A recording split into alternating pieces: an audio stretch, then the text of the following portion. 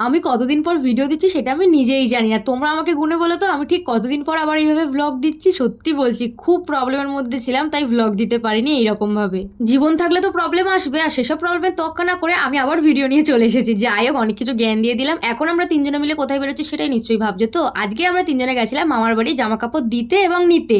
আমরা বেরিয়েছিলাম দুপুরবেলা, আর ওয়েদারটা দেখেছো এত সুন্দর লাগছে। এইরকম ওয়েদার যদি থাকে না পুজোর সময়, সত্যি বলছি প্রত্যেকটা মানুষ যে কতটা খুশি হবে বলে বোঝানো যাবে না। যাওয়ার সময় এই যে দুর্গা মাকে দেখছিলাম গাড়ি করে যাচ্ছিল, এত ভালো লাগছিল যে কি বলবো। বাই দা ওয়ে, আমি পুজোর সময় কি বলছি, মহালয়া থেকে যেভাবে ঠাকুর দেখছে লোকজন সেভাবে তো পুজো চলেই এসেছে। আমাদের কাছে অবশ্য ষষ্ঠী থেকেই পুজো। এই দেখো, তোমাদের সাথে কথা বলতে বলতে আমরা পৌঁছেও গেছি। জামা কাপড় দেওয়া অলরেডি স্টার্ট হয়ে গেছে। এটা হচ্ছে মাসির ছেলে, তোমরা তো সবাই জেনো। এই দেখো, ওর জন্য জামাটা নিয়ে গেছিলাম, ও পরে দেখছিল, খুব পছন্দ হয়েছে বলছিল। আর এই পুচকিটাকে তোমরা কে কে চেনো না বলো তো, নিশ্চয়ই চিনতে পেরেছো। আর পুচকি আমাকে বলছিল ওরও জামাটা খুব পছন্দ হয়েছে, আর ওর মুখ থেকে শুনতে এটা যে কি ভালো লাগছিল কি বলবো। এই যে এই জামাটা হচ্ছে আমার, আর ওই যে জামাটা দেখছো রেড কালারের, ওটা হচ্ছে আমার বোনের। এটা হচ্ছে আমার সেজো মামা, সেজো মামি দিয়েছে, মানে হচ্ছে এই পুচকির বাবা।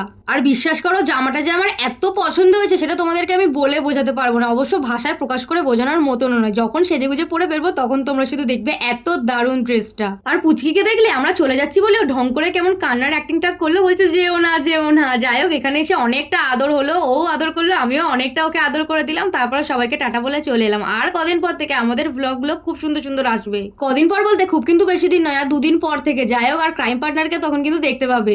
টাটা।